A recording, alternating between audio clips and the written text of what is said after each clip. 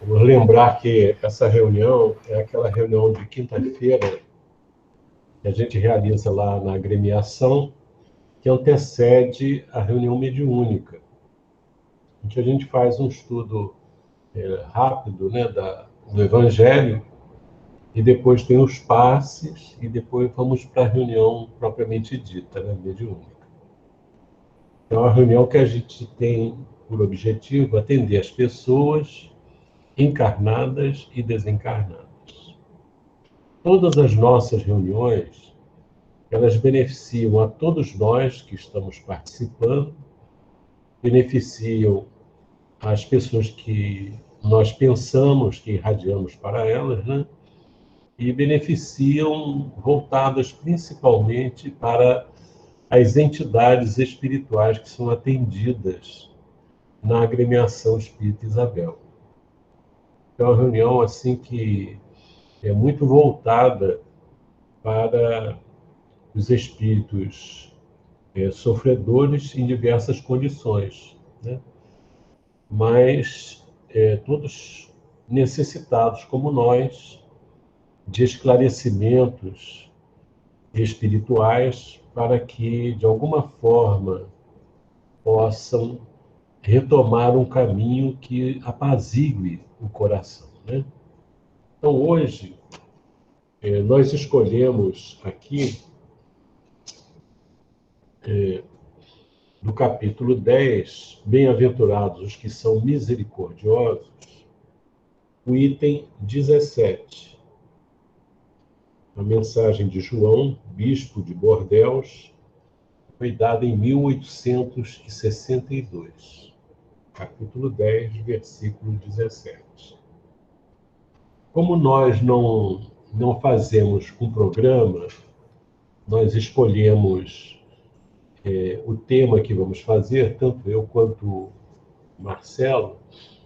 É possível que em algumas situações a gente repita algum estudo, mas nunca é igual, né? São temas que são profundamente necessários para a nossa reflexão. Eu vou começar aqui. Eu vou fazer uma lida completa e depois vamos trabalhar passo a passo. Delei, só vai dar os créditos? O crédito, não. O crédito é esse aqui, ó. É o Evangelho segundo o Espiritismo. Eu esqueci de fazer, Sônia. É a 120ª edição, editado pela FEB em outubro de 2002. É tradução de Guilhom Ribeiro, da terceira edição francesa, revista, corrigida e modificada pelo autor em 1866. Então é a nossa, aqui no Rio de Janeiro, né? A edição foi feita, que a composição foi feita aqui no Rio de Janeiro. Então vamos lá. Sede indulgentes com as faltas alheias, quaisquer que elas sejam.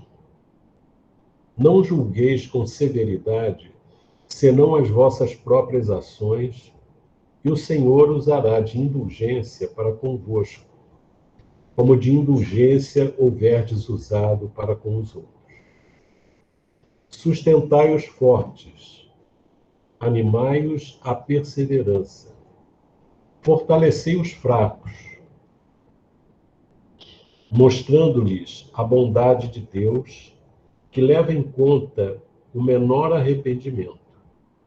Mostrai a todos o anjo da penitência, estendendo suas brancas asas, sobre as faltas dos humanos e velando-as assim aos olhares daquele que não pode tolerar o que é impuro. Compreendei todos a misericórdia infinita de vosso Pai, e não esqueçais nunca de lhe dizer pelos pensamentos, mas sobretudo pelos atos, perdoai as nossas ofensas, como perdoamos aos que nos hão ofendido.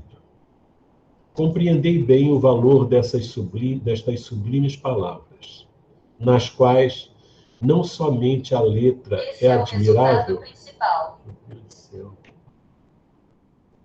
Esse telefone fala para mim.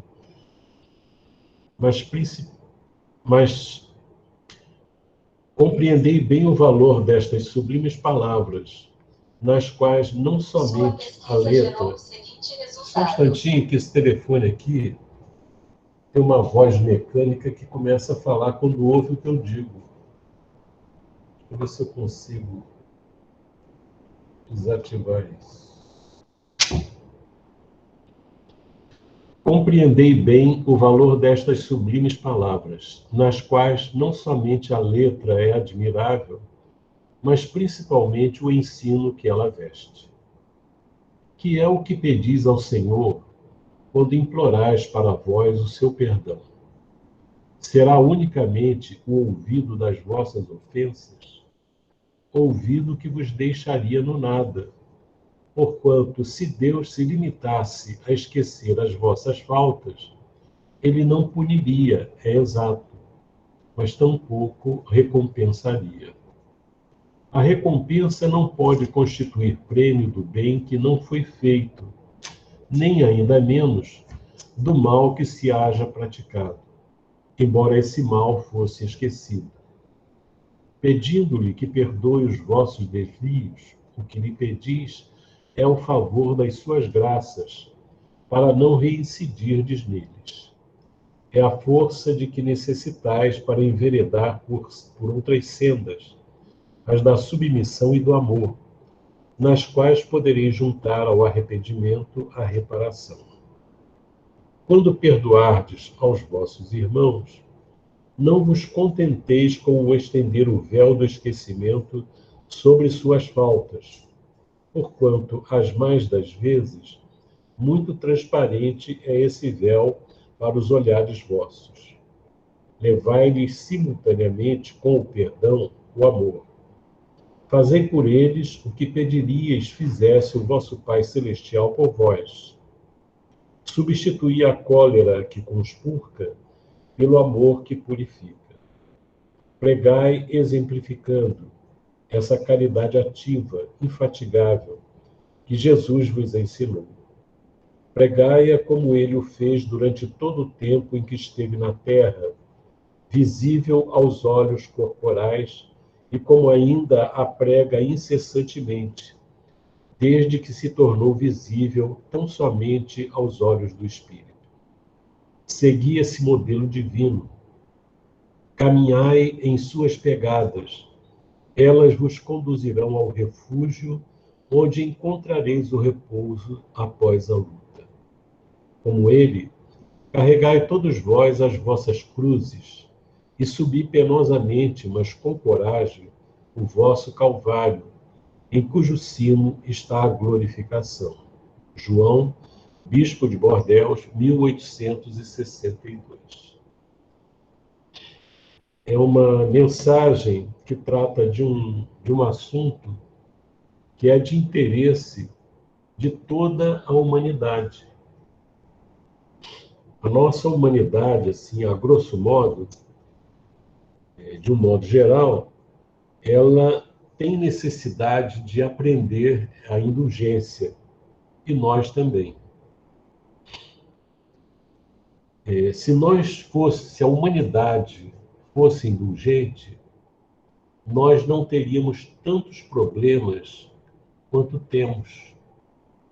Se nós fôssemos indulgentes, os espíritos vinculados à Terra fôssemos indulgentes, não haveria processos obsessivos, não haveria vingança, não existiriam mortes desnecessárias, não existiriam barreiras entre as pessoas, mas compreensão.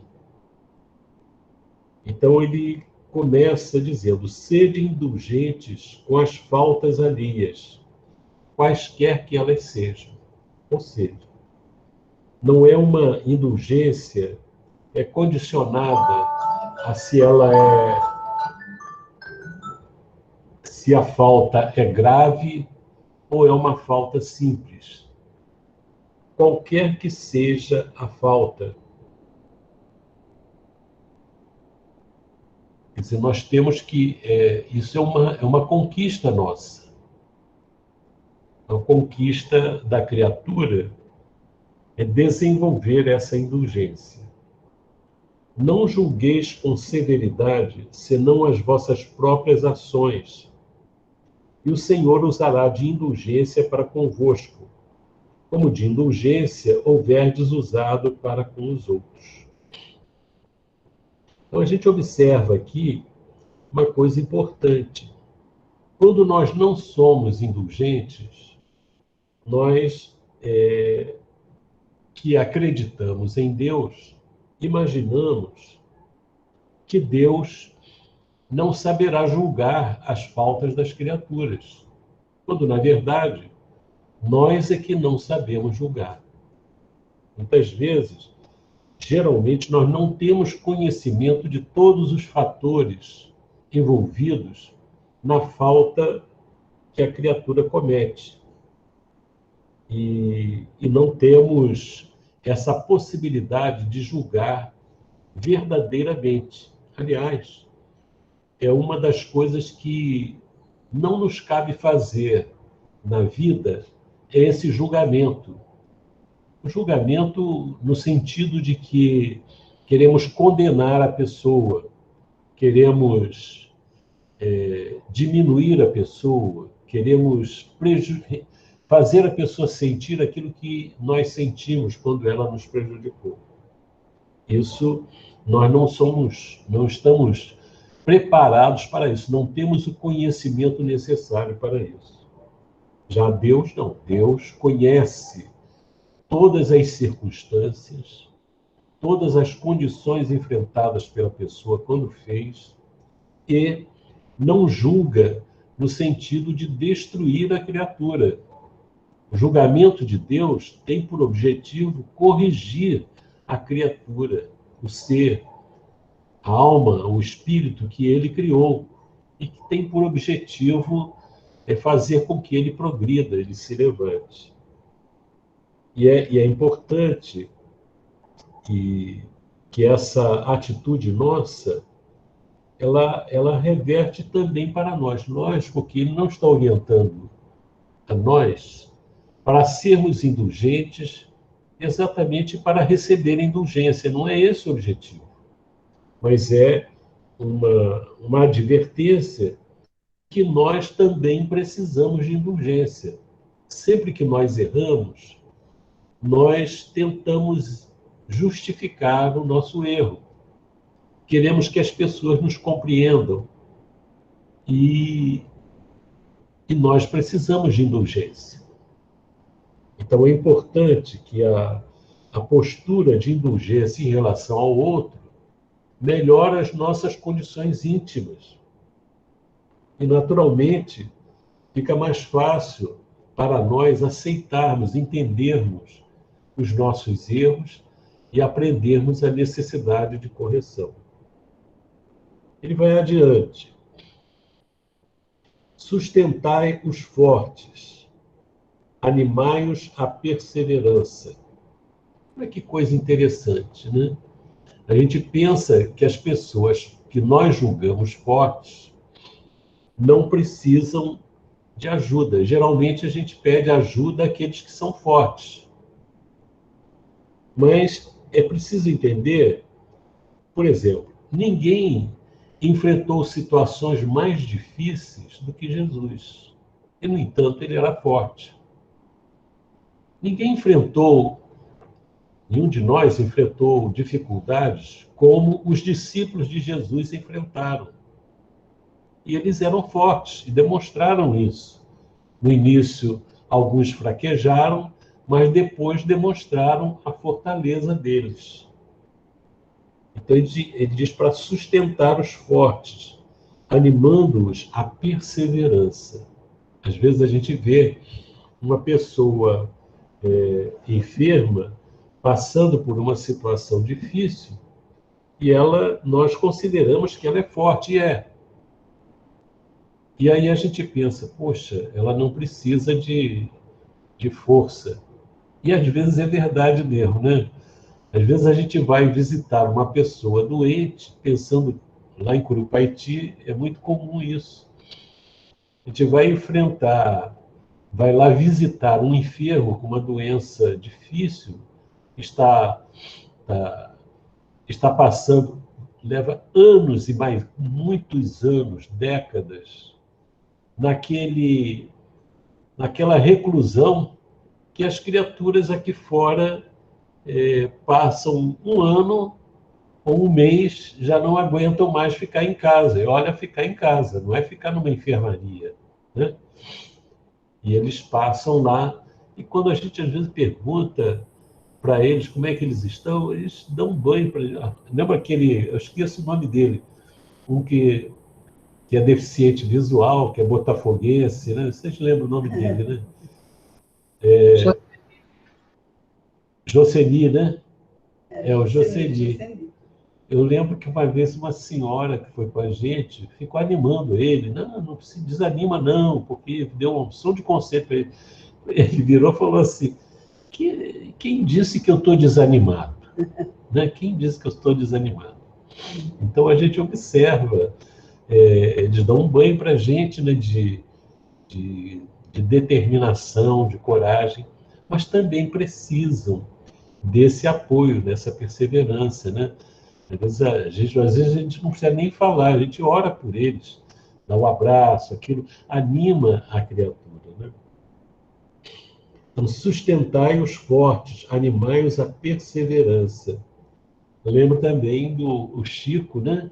O pessoal olha o Chico não precisa de ajuda nenhuma, mas quanto sofrimento porque ele passou, né? Quantas incompreensões ele tinha, ele passava, enfrentava. Então, nessas horas, a gente tem que ver que essas pessoas enfrentam problemas muito mais sérios do que normalmente as pessoas enfrentam. Fortalecei os fracos, mostrando-lhes a bondade de Deus, que leva em conta o menor arrependimento. Olha que interessante. Fortalecei os fracos, mostrando-lhes a bondade de Deus, que leva em conta o menor arrependimento. Então, quando ele fala fraco aqui, passa a ideia para nós de que o fraco é aquele que cometeu erros, né? Até o momento que Jesus fala, né, que os homens são mais fracos do que maus, né? Então, fortalecer os fracos, mostrando-lhes a bondade de Deus que leva em conta o menor arrependimento. Quer dizer, a pessoa fraca, ela comete equívocos, erros. Os telefones aqui estão nervosos. Impressionante. Eles começam a falar, aí leva em conta o menor arrependimento. Ou seja, quando a pessoa, seja fraca ou que for, comete equívocos perante as leis de Deus, elas precisam se arrepender. E esse arrependimento facilita a correção dos passos, do caminho que ela vai seguir, na direção do progresso espiritual. Então, a pessoa, às vezes, comete um erro e fica, poxa, minha vida está perdida. Não, não está perdida. Em qualquer momento, em qualquer situação, faltando alguns momentos para morrer, o arrependimento de alguma coisa é importantíssimo, porque mostra que a pessoa reconhece o caminho correto. E reconhecendo o caminho correto, já é um passo importante para corrigir a vida que vai ter pela frente. Então, não existe crime algum que não mereça, que não tenha possibilidade de correção. Claro que tem. Então, e é nisso que está a grande misericórdia de Deus. Aquela ideia de um inferno definitivo, eterno, é um absurdo. É contrário à ideia ao entendimento da misericórdia de Deus. Deus, ele julga sim.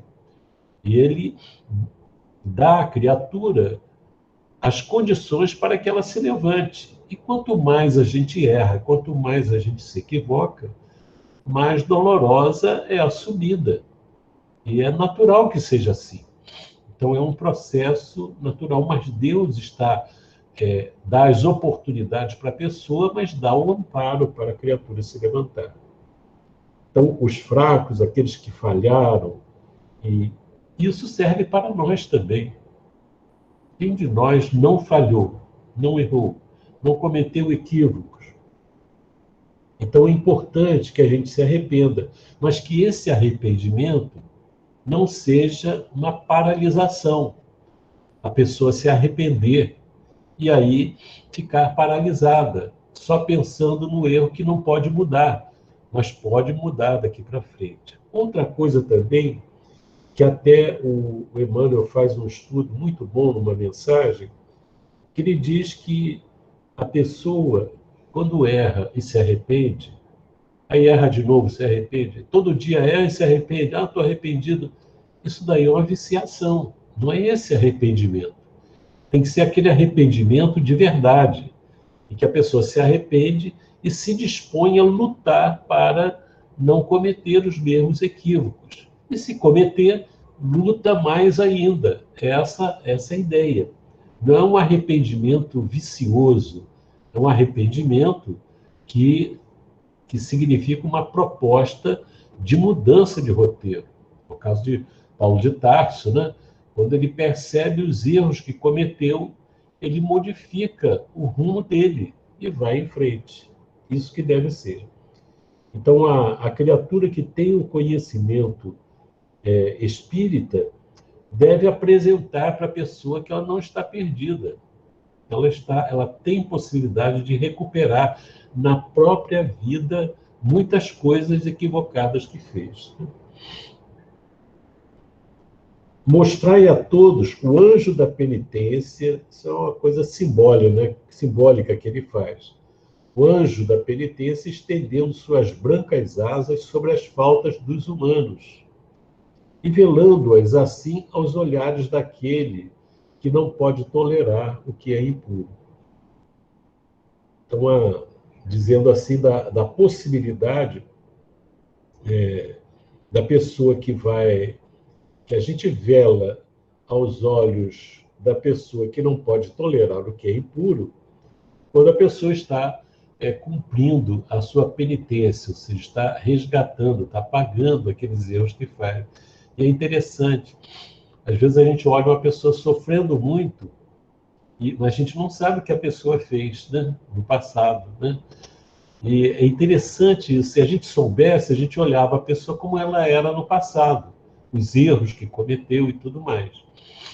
Eu lembro do livro 50 anos depois, em que o filho do Nestório, ele desencarnou umas 3 vezes, e reencarnou umas 3 vezes durante o livro. E a Célia, que era um espírito ligado profundamente a ele, né, de outras vidas, ela ficava assim. Ele até morreu na arena, né? Quando os cristãos foram mortos pelos animais, por flecha e tudo, uma coisa terrível. Ela falou, mas ele morreu lá, como se aquela morte lá na arena tivesse já santificado ele. E aí o Nestório fala com ele, acho que é o Nestório, o pai já desencarnado, que morre também lá. Ele diz assim, não, mas ele tem... Hein? O Nestório é o Emmanuel, né? Reencarnado. Então, ele fala que ele, o rapaz, ele tinha sido um déspota que cometeu barbaridades no passado. Então, ele tinha muitas dívidas. Então, não bastou os sofrimentos que ele passou como escravo, como cristão que foi morto na arena lá pelos romanos. Tinha muita coisa ainda para resgatar. Então, quando a gente olha a pessoa, é até interessante esse aspecto da reencarnação, que a gente vê a pessoa naquele momento, modificada, Mas o passado da criatura tem um peso muito grande ainda para resolver. E, de repente, nós, muito provavelmente, nós estamos nessa situação. Muitos de nós. Alguns podem não estar, mas muitos de nós estaremos nessa situação. E hoje a gente parece que está muito bem, mas a gente não conhece o nosso passado, né? Os nossos equívocos.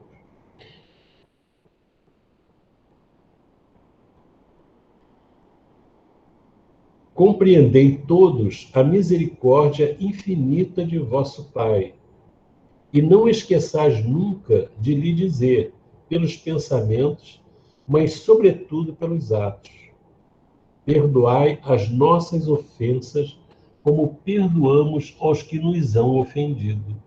Olha só, isso para nós pode ser um pedido de alívio, né, das nossas ofensas, ou pode ser uma condenação para nós. Se nós perdoamos, veja bem, perdoai as nossas ofensas como perdoamos aos que nos hão ofendido. Se nós perdoamos os que nos hão ofendido, nós estamos pedindo um alívio para as nossas ofensas.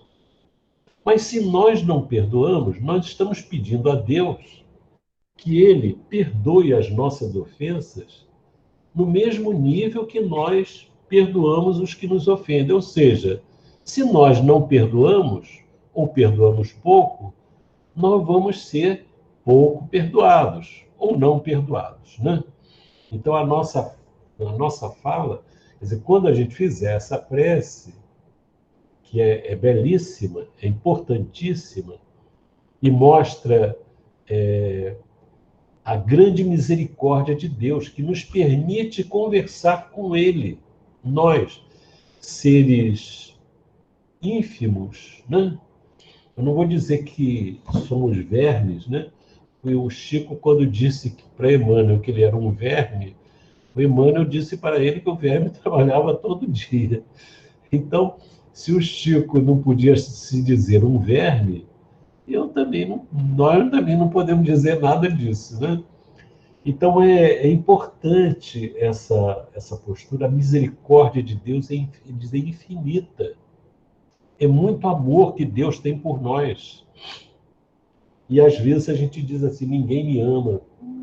Meu Deus do céu, como é que a gente diz uma barbaridade dessa quando existe uma coletividade de espíritos trabalhando para que nós nos saiamos bem nessa reencarnação? Vamos lá. Compreendei bem o valor destas sublimes palavras, nas quais não somente a letra é admirável, mas principalmente o ensino que ela veste. Então, essas preces, essa prece, o Pai Nosso, que a gente diz, elas devem ser ditas com muita atenção no que a gente está falando. Eu vou até abrir um parêntese aqui, porque a nossa mente, ela fica muito ocupada com as nossas preocupações. Nós temos problemas para resolver, problemas financeiros, problemas de trabalho, problemas familiares, problemas pessoais mesmo, né? E coisas para resolver da rotina diária. Isso tudo está circulando na nossa mente. Nós estamos preparando o nosso dia pensando nessas coisas. Então, eu tenho que resolver isso, tenho que fazer aquilo, um monte de coisa. Quando a gente vai fazer essa prece, quando a gente começa a falar, se a gente, por isso que é bom até não falar a prece, pensar, para combater os outros pensamentos. Os pensamentos, eles vêm e tiram a gente da prece. É impressionante. Então a gente tem que... o pessoal diz assim, que você tem que parar de pensar. Parar de pensar é impossível. Agora, nós podemos e devemos esvaziar a mente, principalmente na hora da oração, desses pensamentos terra a terra, corriqueiros.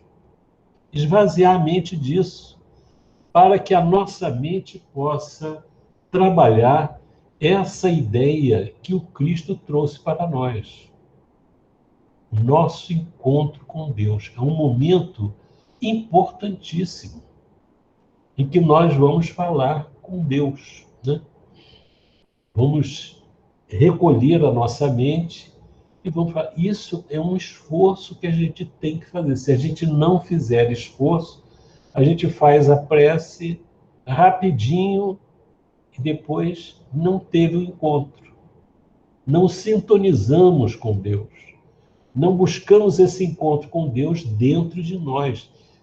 Isso é fundamental para a nossa vida.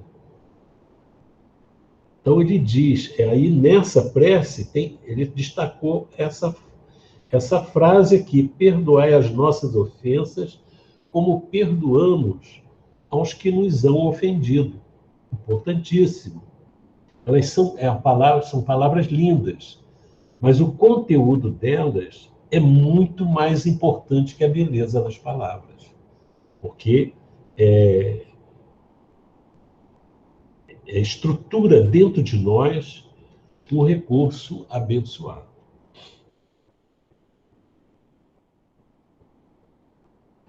Que é o que pedis ao Senhor quando implorais para vós o seu perdão. Aí ele vai trabalhar essa ideia que está na prece. Há pessoas que não têm esse hábito da prece, nem têm o hábito de analisar os próprios erros, as próprias falhas. E por isso, a pessoa acha que não tem necessidade de perdão. E é interessante que, como ela não tem necessidade do perdão, ela também não tem necessidade de perdoar, né? Que é o que pedis ao Senhor quando implorais para vós o seu perdão. Quando a gente pede perdão, já significa que nós encontramos algum problema dentro de nós, na nossa vida, do que nós fizemos. Isso é um passo importante. Porque passar pela vida e não reconhecer isso é um desperdício. Daí te pergunto, o que pedis ao Senhor quando implorais o seu perdão? Será unicamente o ouvido, o esquecimento das vossas ofensas? Será isso que a gente quer, que ele esqueça o que nós fizemos?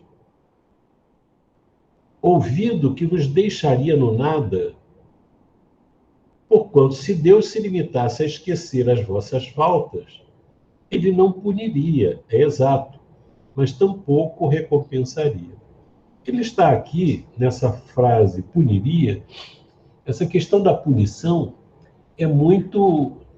Eu acho que a gente não deve discutir palavras. Se Deus pune, não pune. Para a pessoa que está sofrendo as consequências dos atos que fez, ela se sente punida. Essa é a verdade. Mas nós sabemos que a intenção de Deus não é simplesmente fazer a pessoa sofrer. O sofrimento é inerente à renovação de atitude. É inerente a isso. O que ele quer fazer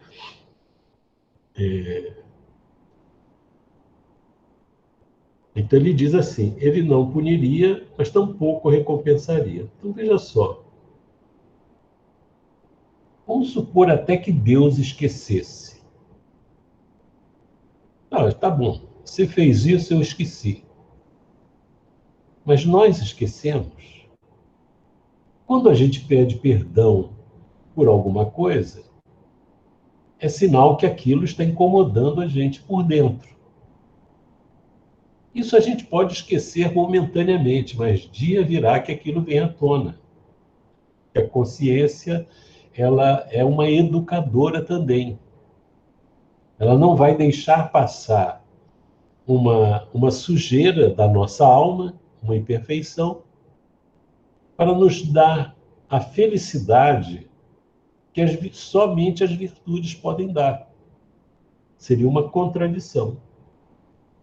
Então, quando a pessoa modifica o seu modo de ser, desenvolve uma virtude, compreende, ela usufrui o bem-estar da própria virtude. É interessante que, às vezes, a gente fala assim, a pessoa tem que amar o próximo, tem que amar a Deus, porque depois ela vai ter uma vida feliz. Não, ela vai ser feliz. O prêmio que a pessoa recebe é o prêmio inerente à atuação, né? É como se fosse, não sei, não vou arriscar um exemplo, não, mas vamos supor que eu vou provar uma comida deliciosa que a Vera sabe fazer, eu não vou ter o benefício depois.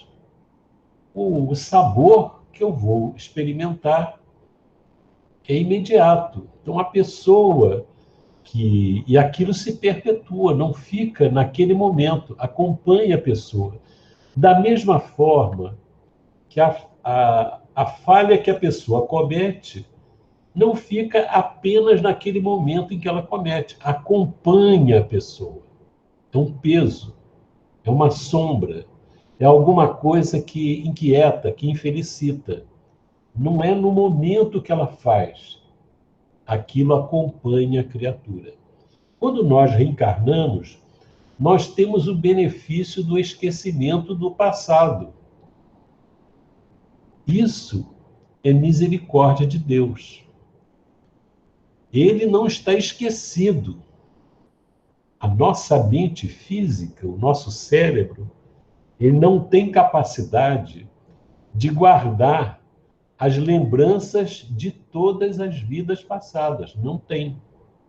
Tanto que quando a pessoa consegue lembrar de uma existência anterior, de uma encarnação anterior, há pessoas que conseguem fazer isso, que é até para demonstrar a existência dessas vidas, chama-se de memória extracerebral, ou seja, é uma memória que não faz parte do cérebro físico. Uma memória que está no perispírito. E que, eventualmente, algumas pessoas, não é comum assim, rotineiro, que todos lembrem isso. Então, a misericórdia de Deus nos permite esse alívio, tanto para nós, que temos um passado obscuro, quanto para aqueles que convivem conosco, para que eles também não fiquem olhando para nós como se nós fôssemos aquela pessoa que cometeu aqueles atos absurdos. Então, é perfeita a lei de Deus. E ela alivia o nosso caminho, nos permite uma certa trégua para construirmos qualidades que não possuíamos e que, com a lembrança do passado, nós ficaríamos muito atormentados e nos julgaríamos incapazes de desenvolver uma tranquilidade espiritual. Então é importante isso. A recompensa não pode constituir prêmio do bem que não foi feito. Nem ainda menos do mal que se haja praticado. Quer dizer, Deus não pode recompensar uma pessoa por um bem que ela não fez. Nem recompensar por um mal que ela fez. Não é justo, não é correto. Nosso sentimento de justiça não permite isso. Embora esse mal fosse esquecido. Hoje eu estava vendo que foi preso um casal na Bahia que cometeu um crime há 20 anos. Eles estavam foragidos há 20 anos. E parecia que aquilo estava esquecido. A polícia chegou lá, achou os dois e prendeu. Quer dizer, nada fica esquecido. E às vezes existem aquelas situações em que a pessoa...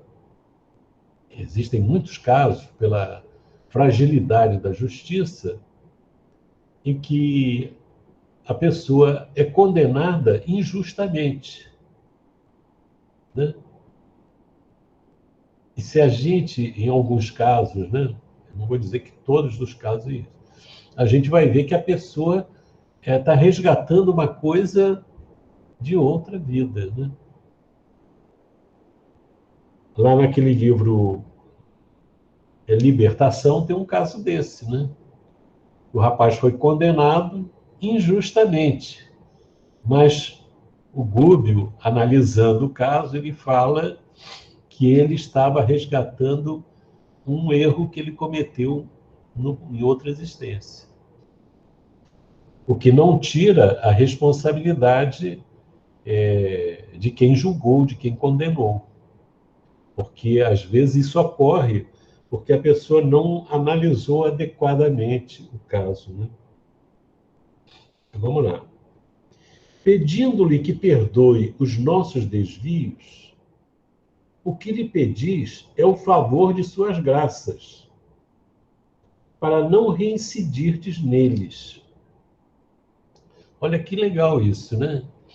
Às vezes a pessoa imagina, de uma forma simplista, que pedir o perdão de Deus significa que ele vai limpar a nossa ficha, né?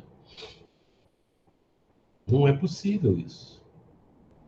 Às vezes a gente não sabe o que a gente está pedindo. O que a gente está pedindo? Ele vai dizer, ó, pedindo-lhe que perdoe os vossos desvios, o que lhe pedis é o favor de suas graças, para não reincidirdes neles.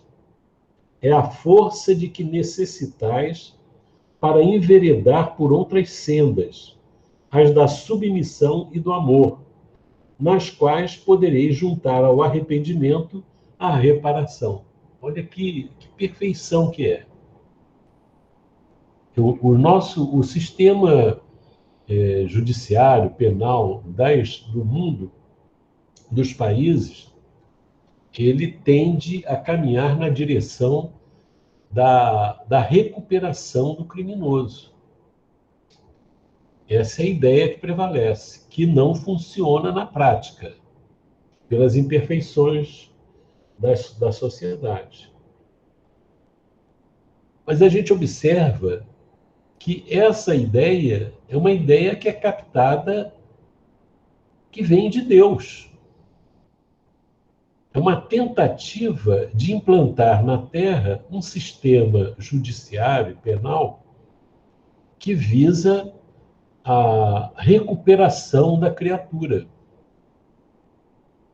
Então, quando a gente pede a Deus para perdoar as nossas dívidas, na verdade, como ele está dizendo aqui, nós estamos pedindo oportunidades para passarmos por situações semelhantes e não reincidirmos naqueles mesmos erros, fortalecendo a nossa alma. Nós estamos pedindo a força de que nós precisamos para enveredar por outras sendas. Quais são essas outras sendas, esses outros caminhos? As da submissão e do amor. Submissão às leis de Deus. Ao invés de nos revoltarmos, nos submetermos. A senda da submissão. Por que a gente deve se submeter à vontade de Deus? Porque a vontade de Deus é sábia. Em primeiro lugar, o que Deus quer de nós? Ele quer nos esmagar? Ele quer nos ver sofrer? Ele quer que nós sejamos felizes.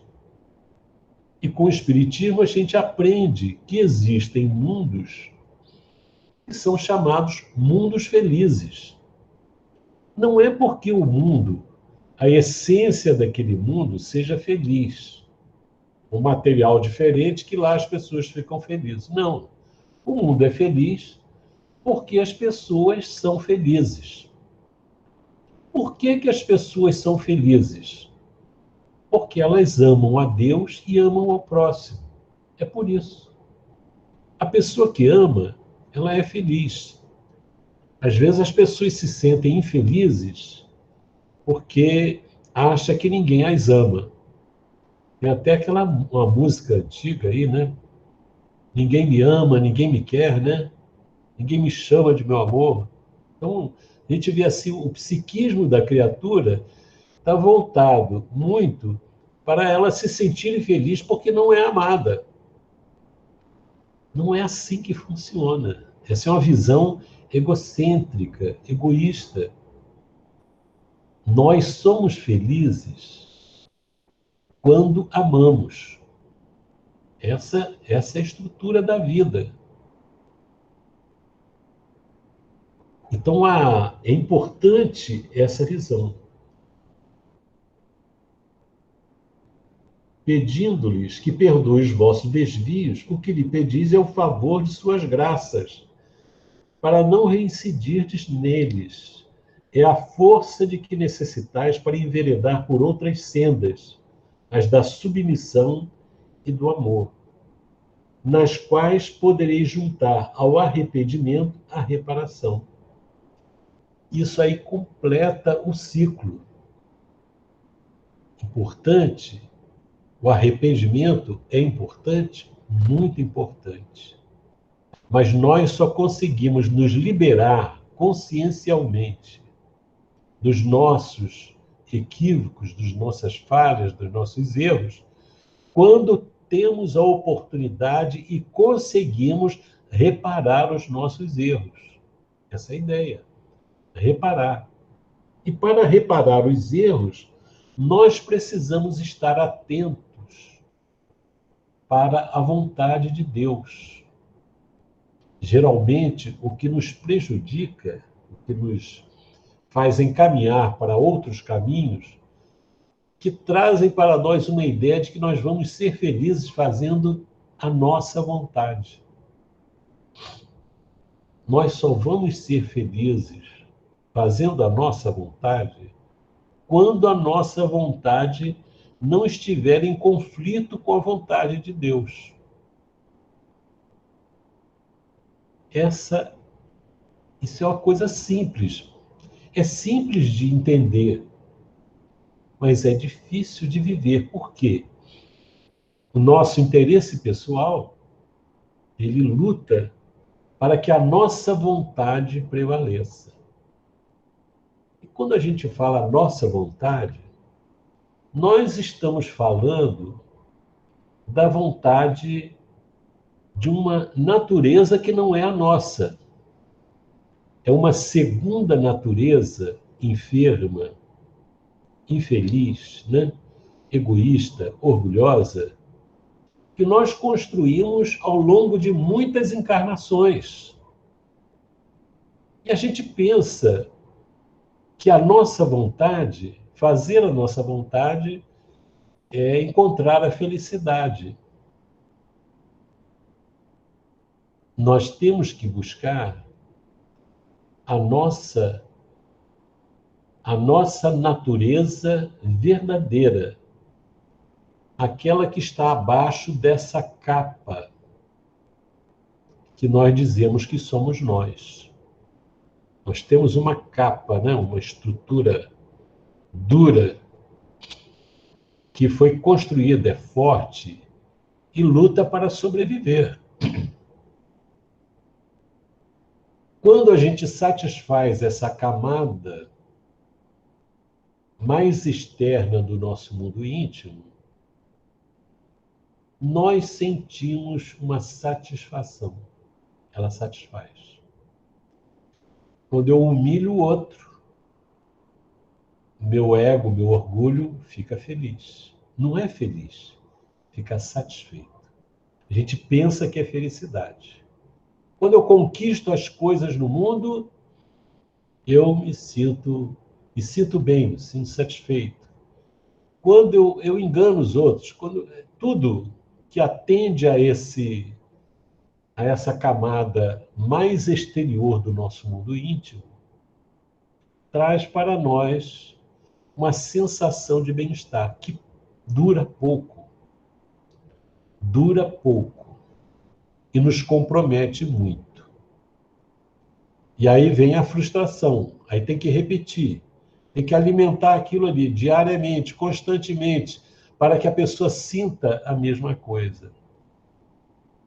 Mas lá dentro de nós, né, o Emmanuel diz que nós temos um diamante bruto. Lá é que está a nossa verdadeira natureza. Está lá dentro, mas está bloqueado. Então ele precisa ser lapidado.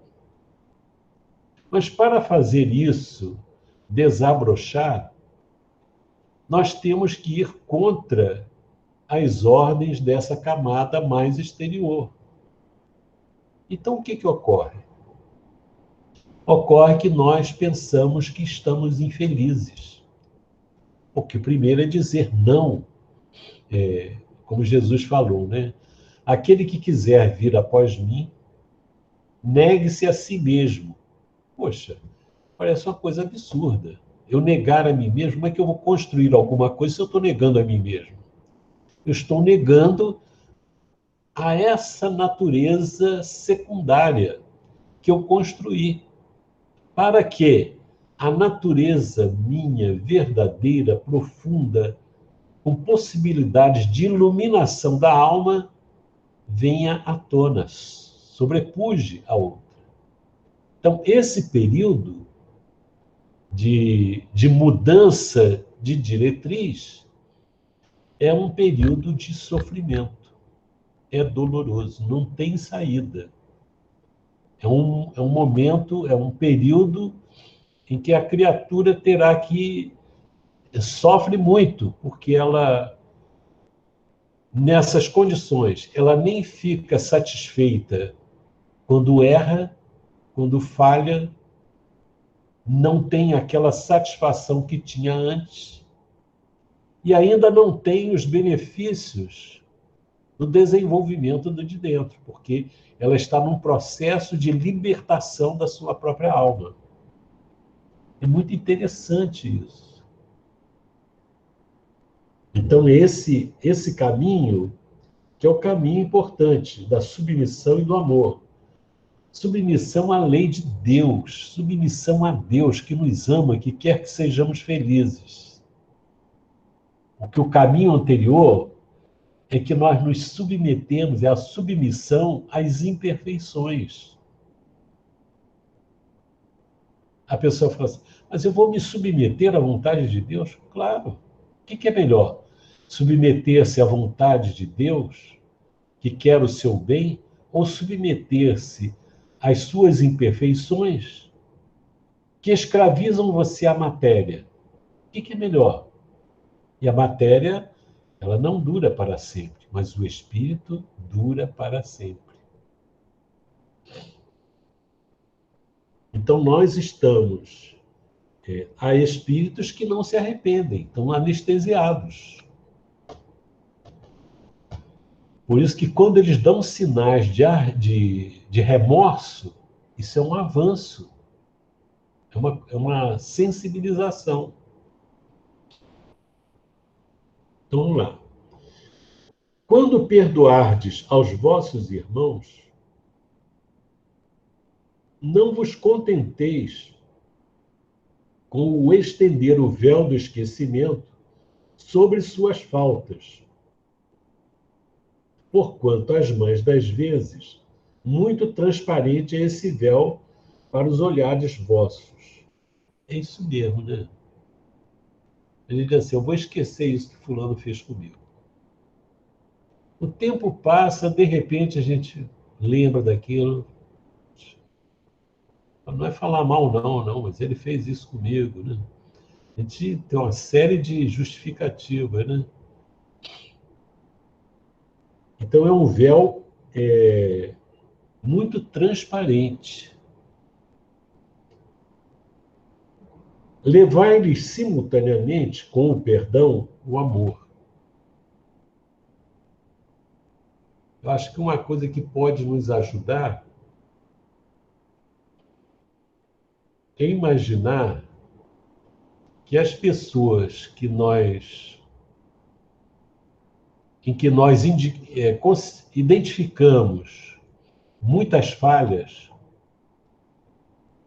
muitos erros que atingem poucas pessoas ou que atingem muitas pessoas. É imaginar que essas pessoas têm entes queridos no mundo espiritual que as amam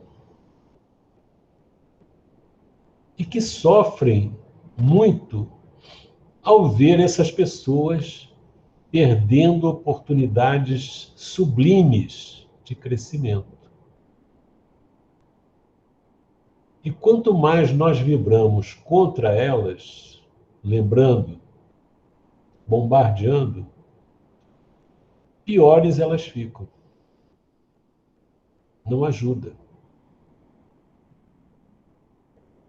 Então, essas pessoas servem para nós como elementos importantes de renovação nossa,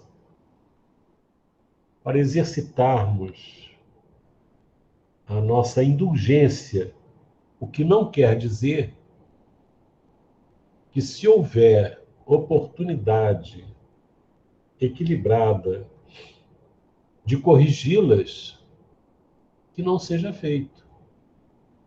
Porque na vida social isso faz parte, né?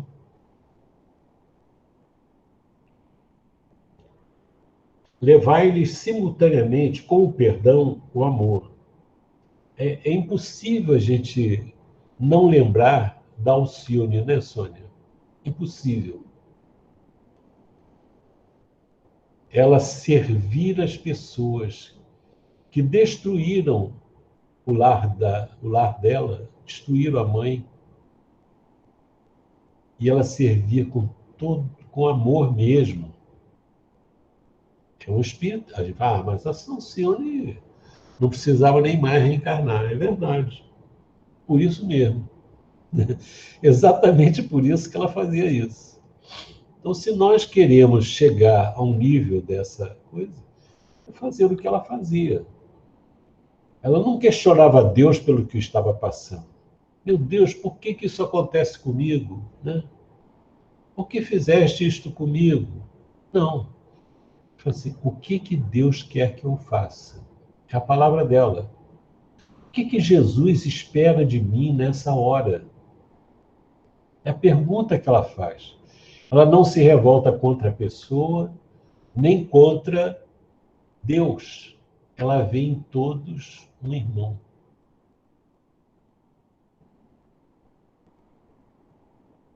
É assim que os cristãos faziam. Lembra lá de Saulo de Tarso no deserto, lá com Prisca e Áquila? Ele diz, vem cá. Descobre que eles estão lá porque fugiram da perseguição de Saulo. Ele matou o pai de um deles, lá, o pai do rapaz. Mandou matar, morreu. Não mandou matar, mas morreu. Nas perseguições, nas torturas. Pergunta se vocês encontrassem Saulo de Tarso, o que vocês fariam? A nós perdoaríamos. Mas por quê? Porque Jesus disse que nós temos que perdoar. Eles ficaram infelizes porque perdoaram? Não. Pelo contrário. Eles ficaram libertos por terem perdoado. Então, levar como perdão o amor. E em seguida eles abraçam Saulo de Tarso. Isso é coisa de... É muito bonito isso. Encontrar aquele que foi o responsável pela morte do pai e numa condição em que ele está mudado. Porque quando não está mudado, não dá para você abraçar, porque é impossível, né? Mas você perdoar a pessoa. Você pode perdoar sem precisar abraçar, mas leva o amor para a pessoa. Porque quando a gente ama, a gente perdoa e ama, a gente está em sintonia com Deus, porque Deus é amor. ficar mastigando o ódio, mastigando a mágoa, sofrendo diariamente, a pessoa sofre com isso. A pessoa que não perdoa está em permanente sofrimento. Permanente. Fazei por eles o que pediríeis, fizesse o vosso Pai Celestial por vós.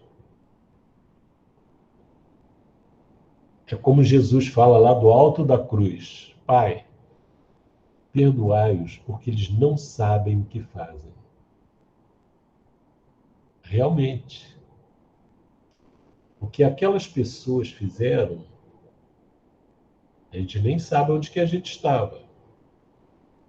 As pessoas não sabiam o que estavam fazendo, não tinham noção do que estavam fazendo.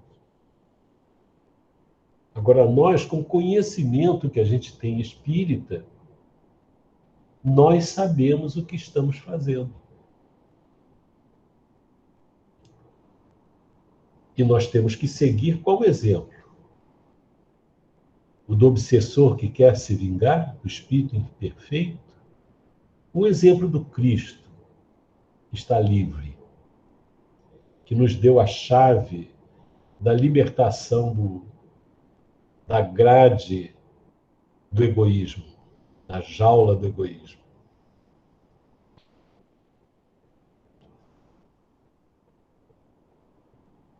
Substituir a cólera que conspurca pelo amor que purifica. Isso é muito... A lógica dos ensinamentos do Cristo é perfeita. Ou seja, Deus, quando nos criou, criou leis de amor importantes. Ele diz o seguinte: você não vai ser feliz quando os outros fizerem você feliz. Você vai ser feliz quando você amar. Vai depender de você. Você não vai ser infeliz quando os outros odiarem você. Não. Não vai ser infeliz. Você pode sofrer exteriormente a ação daquele que odeia, mas isso dura pouco. Uma vida é muito curta. E a pessoa que odeia não tem o poder de nos escravizar. Não tem. Mas nós podemos nos entregar a essa escravidão se nós odiarmos da mesma forma. Então, substituir a cólera que conspurca pelo amor que purifica. A pessoa que foi ferida, ofendida, e que ama, que perdoa, como ela fica? Fica mal? Não. Ela fica muito bem. A pessoa que é ofendida e que vai em busca de vingança, que os espíritos às vezes chamam de justiça, ela fica feliz? Não fica. Ela pensa que quando destruir a outra pessoa, e não consegue destruir, fazer outra pessoa sofrer, que ela vai ficar feliz. Não vai. É um engano. Então, uma doutrina de Jesus que o Espiritismo traz de volta, uma doutrina de libertação. Você quer odiar? É problema seu. Eu não quero odiar. Mas eu ainda tenho aqueles impulsos de dentro. Mas eu vou vencer, eu não vou me dobrar a esses impulsos. Porque eu sei que eu não vou ficar feliz alimentando esse ódio dentro de mim. Não vou ficar feliz. Isso é inteligência. Isso é usar a razão. O Jesus vem trazer para nós, você vê, nós temos 2 milênios da mensagem de Jesus. O mundo já assimilou essa mensagem? Não. Então o mundo deve estar muito feliz. Não, não está. Ou seja, o mundo só vai ser, as pessoas só vão ser felizes quando elas aprenderem a amar, a perdoar, a ser indulgentes. Porque todo mundo na Terra, com algumas exceções, poucas, tem dívidas do passado. Todos. Então é importante que todos nós precisamos de indulgência, de amor. Mas mais do que isso, todos nós temos uma necessidade profunda de sermos indulgentes, de amarmos. Essa é a nossa necessidade.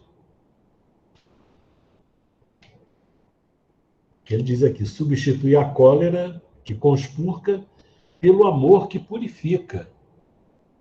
Ou seja, a pessoa que ama, ela está se purificando.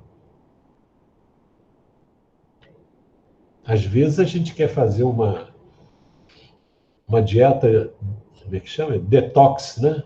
Para purificar o organismo, melhorar o organismo. Ótimo, muito bom. Agora, nós precisamos fazer uma detox na nossa alma. Ódio, mágoa, essas coisas, nós temos que colocar na nossa dieta o amor. O amor purifica a alma. Pregai exemplificando essa caridade ativa. Veja só, ele coloca essa postura numa postura de caridade. A caridade é mais nobre. A vivência do amor é caridade. Amor é caridade. Fora da caridade não há salvação, ou seja, fora do amor não há iluminação, não há purificação.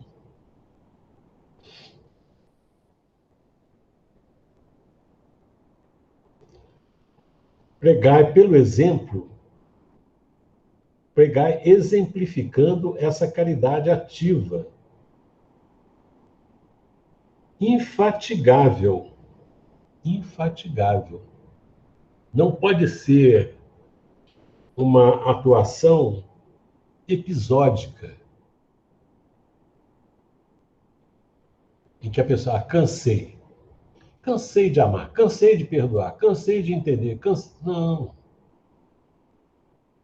A não ser que a gente queira dar um passo para frente e um para trás, um para frente, não sai do lugar. Infatigável, que Jesus vos ensinou. Jesus ensinou para a gente isso. Essa caridade ativa, infatigável. Pregai-a como ele o fez durante todo o tempo em que esteve na terra, visível aos olhos corporais, e como ainda a prega incessantemente, desde que se tornou visível tão somente aos olhos do Espírito. Ou seja, Jesus age infatigavelmente.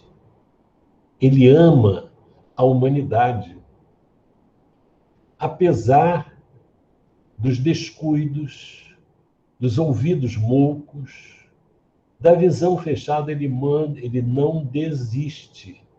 Nenhuma das ovelhas que o Pai me confiou se perderá.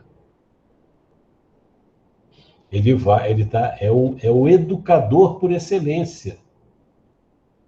Ele veio à Terra e mostrou, é assim. Não para se exibir. Colocou-se na posição de um servidor da humanidade. E aqui, em termos de espíritos que tem alguma ligação com a Terra, ele é o maior. Muito maior. Não maior qualquer, ele é o maior, com M maiúsculo. Então, ele veio até nós e nos ensinou, mostrou, olha, o caminho da felicidade é isso. Bem-aventurados os misericordiosos, no nosso estudo de hoje. Quem é misericordioso é feliz.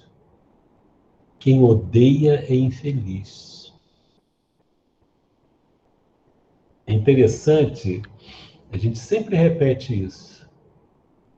Isso é tão claro. Mas a pessoa que não perdoa, ela fica cega. Ela precisa ouvir isso muitas vezes, o espírito que é vingativo, ouvir muitas vezes isso e refletir sobre isso. Porque ninguém pode convencer a pessoa sobre alguma coisa. É o próprio espírito que tem que refletir sobre isso.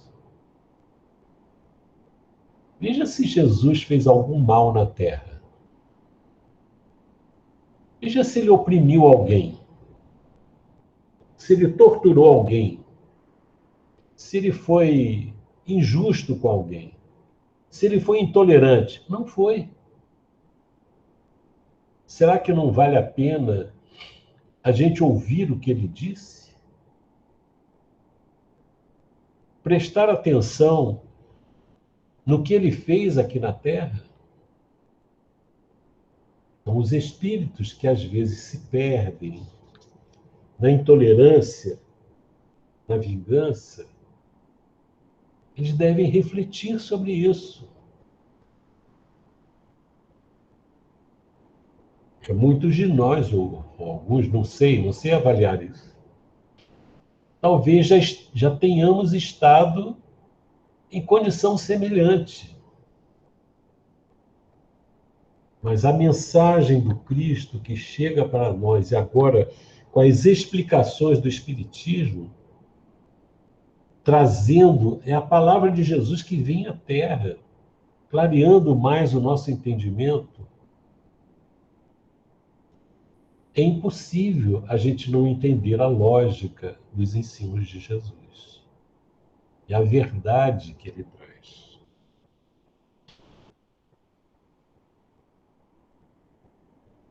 E ele continua operando.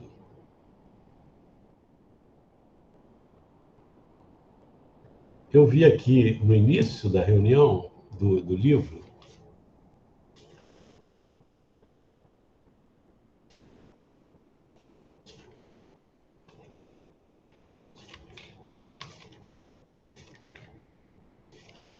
o prefácio. Olha o que diz aqui, só um pedacinho. Os Espíritos do Senhor, de Jesus, que são as virtudes dos céus, qual imenso exército que se movimenta ao receber as ordens do seu comando, espalham-se por toda a superfície da terra e, semelhantes a estrelas cadentes, vêm iluminar os caminhos e abrir os olhos aos cegos. Eu vos digo em verdade que são chegados os tempos em que todas as coisas hão de ser restabelecidas no seu verdadeiro sentido, para dissipar as trevas, confundir os orgulhosos e glorificar os justos. Olha só que interessante. Jesus está no comando da terra e envia à terra os espíritos do Senhor, aqueles espíritos que que aderiram à vontade de Deus e que estão cooperando com Jesus no trabalho de renovação da humanidade terrena, na implantação do reino de Deus na Terra. E a gente poderia pensar, será que alguns podem pensar, não, Jesus está lá no céu, não tem nada a ver com a Terra mais. Não é verdade. Ele constantemente trabalha para a recuperação, a renovação do espírito que está reencarnando na Terra. Todos eles. Só não são atendidos aqueles que não querem, aqueles que relutam pela rebeldia. Isso mostra o quê? Isso é amor. Todos nós somos amados pelo Cristo. Seguir esse modelo divino, caminhai em suas pegadas. Elas vos conduzirão ao refúgio, onde encontrareis o repouso após a luta. Como ele, carregai todos vós as vossas cruzes, e subi penosamente, mas com coragem, o vosso Calvário, em cujo cimo está a glorificação. Ele está mostrando que a felicidade não cai do céu. Do céu que vem, do mundo espiritual, vem os Espíritos do Senhor trazendo as orientações. Não faz sentido, nem na nossa vida aqui, a gente imagina isso, que o Cristo venha aqui e nos carregue para um ponto elevado. Não faz sentido. Nós temos que fazer a nossa parte. Esse é o caminho educativo. E ele veio e deu um exemplo, mostrou. Já que vocês não podem me ouvir, não podem me enxergar, eu vou aí e mostro. E veio e nos ensinou o que é amar. O que é amar a Deus, o que é amar o próximo. Não perdeu um momento. Não desanimou em nenhum momento. Nenhum momento. Então a gente vê a importância desses ensinos. E no capítulo que nós estamos trabalhando, a necessidade da misericórdia. Jesus não diz: bem-aventurados os que recebem misericórdia. Não. Bem-aventurados os misericordiosos. Bem-aventurado não é o que é amado, é o que ama. Então, a mensagem é muito necessária para a nossa vida. E nós temos que agradecer a Deus por tanto ensinamento, por tanta luz que se derrama sobre nós. Então, eram nossas palavras de hoje para a nossa reflexão nesse assunto tão importante para as nossas vidas.